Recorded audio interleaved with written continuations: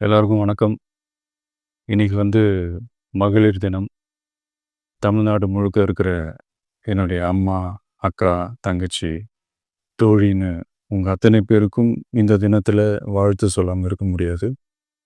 உங்கள் அனைவருக்கும் என்னுடைய மகளிர் தின வாழ்த்துக்கள். சந்தோஷம் தானே! பாதுகாப்பா இருந்தா தானே சந்தோஷத்த உணர முடியும். அப்படி எந்த பாதுகாப்பும் இல்லாதப்போ, இன்செக்யூரிட்டியா இருக்கிறப்போ, எந்த சந்தோஷமும் இருக்காது தானே!